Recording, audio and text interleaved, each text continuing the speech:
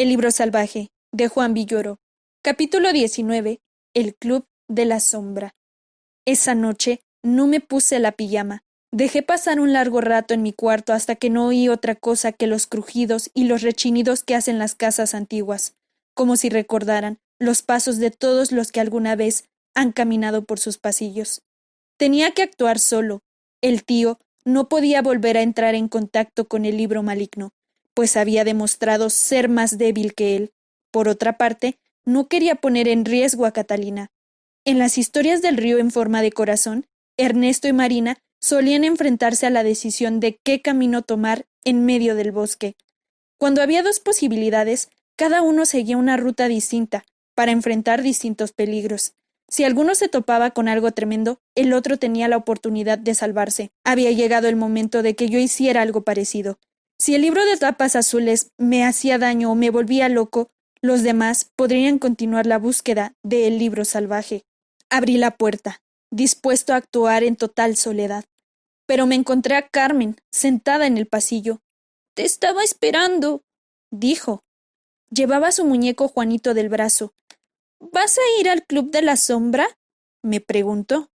¿Podría decirle una mentira? Mi hermana me veía con enorme ilusión. «Tus peluches necesitan que los cuides de noche», le dije, tratando de ganar tiempo para pensar en excusas. «Acaban de elegir presidente. Ganó el conejo Campanito y me dijo que yo podía ir contigo». Carmen vivía en un mundo de fantasía, que la ayudaba en todo lo que quería. No tenía argumentos para impedir que me acompañara, de modo que dije lo que menos pensaba decir esa noche. «Está bien, puedes acompañarme». Tomé la linterna que había traído de mi casa. Sabía que no iba de campamento, pero me hizo ilusión empacarla, y caminé sobre el piso de madera que cada 3 pasos producía un rechinido. Mi hermana me tomó de la mano, y con la otra sostuvo a su muñeco Juanito. Carmen se asombró de lo bien que yo conocía los recovecos de esa casona, llena de pasillos torcidos, escalones desiguales, libreros que cerraban el paso.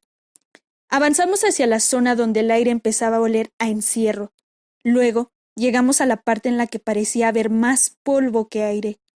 Por último, pasamos a la región donde el piso de madera rechinaba más y percibimos el extraño aroma de la emoción y del miedo.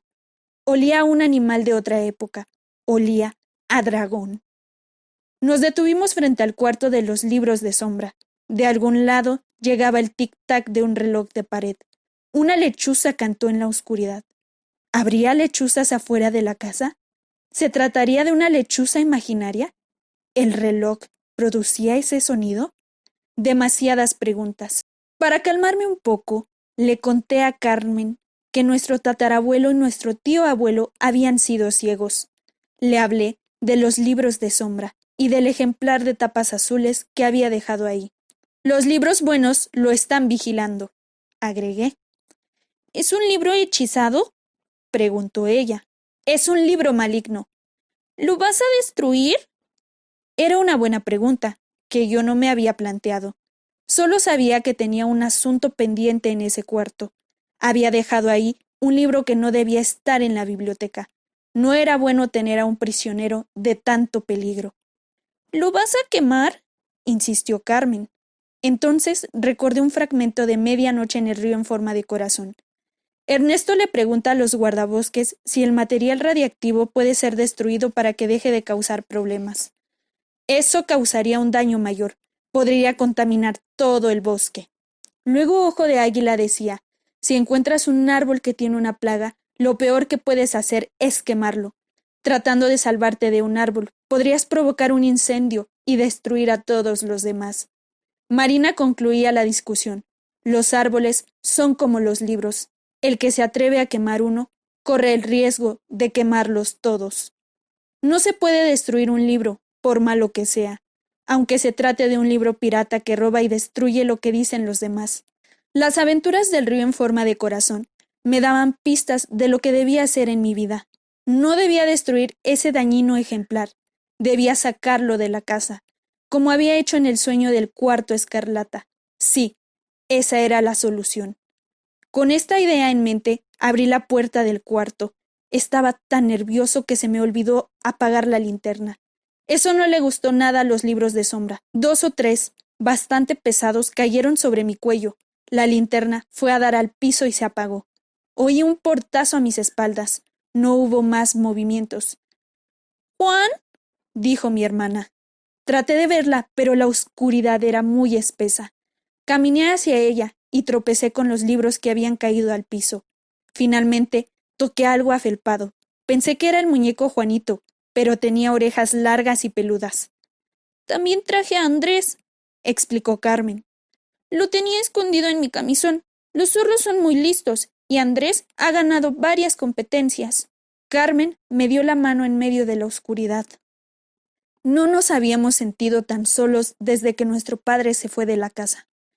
—¿Qué hacemos? —preguntó ella. No tenía la menor idea de lo que debíamos hacer, pero de una cosa estaba seguro: no podíamos tener miedo. En ese cuarto tuve un presentimiento extraño. Sentí que todo lo que nos pasara después iba a depender de ese momento. Si lográbamos hacer algo tan importante como librarnos del libro maligno, tendríamos mucha fuerza, una fuerza que nos acompañaría para siempre, aunque papá estuviera lejos, aunque mamá fumara mucho y se preocupara de todo. —Yo te cuido —le dije a Carmen. —¿Y luego me llevarás a París? —Sí. —¿Veremos los puentes que hace papá? —Sí. —¿Y luego iremos con mamá? —Sí. —¿Y tú manejarás el coche para que ella no choque? —Sí. En ese momento hubiera contestado sí a todo lo que me pidiera mi hermana. Estaba dispuesto a hacer lo que fuera, pero no sabía cómo lograrlo. ¿Sería posible encontrar el libro maldito en la más completa oscuridad? Traté de acostumbrarme a la penumbra, y solo logré distinguir los marcos de los libreros. Parecían negros esqueletos. —Tenemos que avanzar —dije de pronto. Apreté la mano de Carmen con demasiada fuerza porque ella me dijo: —Cuídame, pero no me apachurres. Dimos un par de pasos al frente. Podía distinguir los libreros y caminar entre ellos, pero no sabía en qué dirección avanzaba.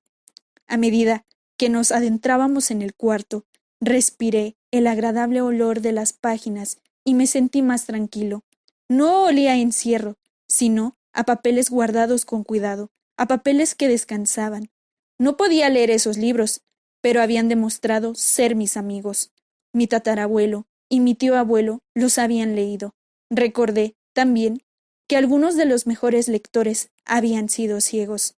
Para ellos, los libros normales eran tesoros, que solo podían imaginar.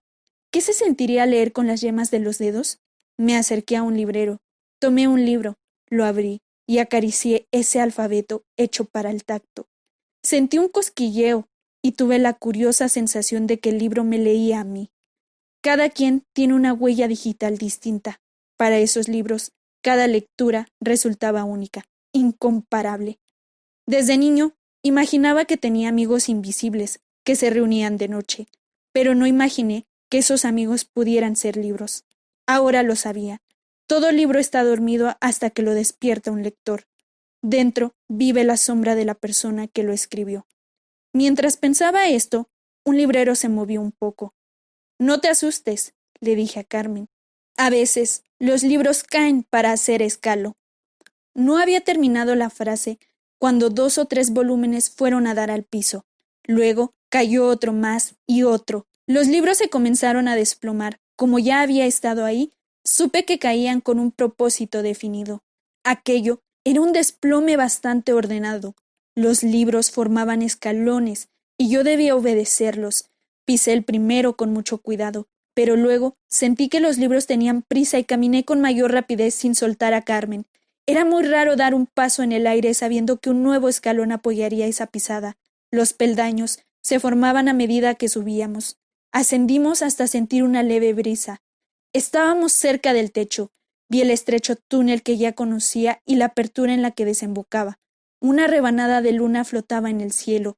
Me dispuse a salir por ahí, impulsado por la escalinata que habían hecho los libros. Sin embargo, algo me preocupaba, como si hubiera dejado abierta la llave del agua caliente. Había olvidado lo más importante: buscar el libro pirata. Iba a regresar cuando Carmen preguntó: —¿Es este? —¿Qué? Me volví a verla. —Mira, el último escalón ¡Es un libro de tapas azules! Los libros nos habían llevado hasta ahí en compañía de su rival, como si nos pidieran que los sacáramos. Teníamos que hacer eso. Me senté en el borde del túnel que iba a la ventana y traté de levantar el libro. Pesaba mucho y le pedí ayuda a Carmen. Entre los dos tiramos de las tapas del libro. Con mucho esfuerzo logramos empujarlo. Poco a poco se hizo más y más ligero. Cuando llegamos al borde de la ventana, pesaba como un libro normal. Bajé con él por la escalera que conducía al jardín. Carmen me siguió. Habíamos pasado entre los libros de sombra más tiempo del que yo pensaba. La luna se disolvía en lo alto y comenzaba a amanecer. El cielo se teñía de un color violeta con rayas azul claro. Lo habíamos logrado. Habíamos sacado el libro que de nada servía. En eso, Carmen exclamó: ¡Se me olvidó, Juanito! Siempre era lo mismo con ella. Olvidaba algo, se retrasaba, tenía que ir al baño, perdía un juguete y quería regresar. Tener una hermana era tener todos esos problemas. ¿Y Andrés? Pregunté. Los zorros son listos, dijo ella, mostrando su peluche. Juanito es el más tonto de todos mis juguetes. Me le quedé viendo, ofendido de que llevara mi nombre. También es mi favorito. Tenemos que volver al Club de la Sombra. Primero debemos deshacernos de este libro, dije, para ganar tiempo. ¿Dónde lo vamos a poner? No tenía la menor idea de qué hacer con un libro que solo servía para perjudicar otros libros. Pero fue como si el cielo escuchara mis pensamientos, porque oí una campana. Escucha, le dije a mi hermana. Prestamos atención. No se trataba de una campanilla, como la que yo había usado en la biblioteca, ni de una campana de iglesia. No era ni pequeña ni grande. Si las campanas tuvieran tallas, yo diría que esa era de talla mediana. Claro, se trataba de la campana del camión de la basura. Yo no tenía llave de la casa, de modo que no podía salir a la calle por mi cuenta. ¿Qué hacer? ¿Has tratado de trepar por una enredadera para subir una barda? Si eso parece difícil, ahora imagina trepar con un libro atado a la espalda, porque eso fue lo que hice. La idea se le ocurrió a Carmen. Se quitó el suéter con el que siempre dormía. Si no, soñaba que estaba en el Polo Norte, y lo usó para amarrar el libro a mi espalda. Ya he dicho que pesaba menos al aire libre. Parecía que tenía ganas de huir, y por eso se aligeraba. Sin embargo, no es nada cómodo tener un bulto mientras tratas de encontrar tu camino en una enredadera. La campana volvió a sonar, esta vez más cerca de nosotros. Yo sabía que los camiones de basura se detenían en una esquina durante un rato. Mientras tanto, un hombre de guantes amarillos, muy sucios, recorría la calle avisando que estaban ahí. Disponía de unos 10 o 15 minutos para escalar la barda, saltar a la calle y correr al camión de la basura. Me atoré entre las ramas. Sentí que una de ellas me aferraba al tobillo. Costaba trabajo moverse en esa enredadera. Las ramas se doblaban y se enrollaban en mis pies. Tal vez el tío había cultivado un tipo especial de enredadera para evitar que los ladrones treparan por ahí. Me iba a dar por vencido, cuando algo me empujó por la espalda. No fue un golpe fuerte, parecía una palmada de apoyo. Vi una rama arriba de mí y la tomé con fuerza. La planta se enroscó en mi muñeca. Esto me ayudó a alzarme. Entonces entendí el método para ascender. Si usaba los pies tratando de aprovechar las ramas como escalones, las plantas me jalaban hacia abajo, pero si usaba las manos, podía servirme de ellas como sogas para subir. En el río en forma de corazón, había aprendido que la naturaleza tiene sus propias reglas, una forma especial de ser entendida. Yo había usado el sistema equivocado para moverme en la enredadera, y al fin descubrí el correcto. Y ahora, debo decir algo que no ha dejado de sorprenderme en todos estos años. Creo que el libro maligno me ayudó. La palmada que sentí en la espalda vino de él, como si se apoyara sobre mí para darme confianza. Después de eso, pensé con claridad y entendí lo que debía de hacer. El libro de tapas azules quería escapar de la casa tanto como yo quería deshacerme de él. Aunque éramos enemigos, por un momento deseamos lo mismo y estuvimos de acuerdo. Fuimos aliados para llegar arriba, donde volveríamos a ser rivales. Cuando finalmente alcancé la cima, la campana había dejado de sonar. El esfuerzo había sido en vano. Tardé demasiado en subir. Eso fue lo que pensé al contemplar la calle desierta. Pero entonces oí el ruido de un motor y vi unos faros a la distancia. El camión recorría la calle y se aproximaba a la barda. Esperé a que estuviera cerca, tan cerca que pude oler su peste a naranjas podridas, y arrojé el libro con todas mis fuerzas. Cayó entre las bolsas de basura. Lo vi desaparecer en la calle donde salía el sol. No sé si esa fue la mejor solución. En todo caso, al viajar entre cáscaras de naranja y cosas inútiles, mi adversario tendría pocas posibilidades de perjudicar a otros libros. El libro quería salvarse y me ayudó a trepar la barda. De eso estoy seguro. Tal vez de ahora en adelante viviría como un vagabundo, sin tener contacto con las páginas ajenas que tanto deseaba arruinar. Parecía una vida triste para él, la vida de un libro pordiosero, pero al menos había salvado el pellejo. Recordé entonces que sus páginas parecían precisamente hechas de pellejo, y me dio gusto que estuviera lejos de nosotros. Bajé en un santiamén la barda que tanto trabajo me costó escalar. Carmen me esperaba con ojos expectantes. No había apartado la vista de la barda. Por eso no había podido ver una extraña aparición en el jardín. Juanito estaba en el pasto, atrás de mi hermana. ¿Cómo llegó ahí? Carmen decía que a sus peluches les crecía el pelo. Hablaban un idioma que nosotros no entendíamos. Se casaban unos con otros y tenían peluchitos. En pocas palabras, estaba segura de que tenían vida propia. Sin embargo, incluso ella se sorprendió de que Juanito llegara ahí por su cuenta. ¿Qué pasó? Me preguntó. ¿Juanito voló hasta aquí? Lo único que se me ocurre es que Juanito se nos olvidó a nosotros, pero no a los libros. Ellos lo ayudaron a salir. ¿Cómo lo hicieron? Es difícil saberlo. Los libros de sombra están hechos para trabajar sin ser vistos. Otra explicación es que el muñeco llegó por su cuenta. Las cosas que queremos se acercan a nosotros. A veces merecemos que esto suceda. Todo parece indicar que así es. Carmen me abrazó, y el sol llenó de luz ese jardín donde los pájaros cantaban como si supieran que éramos felices.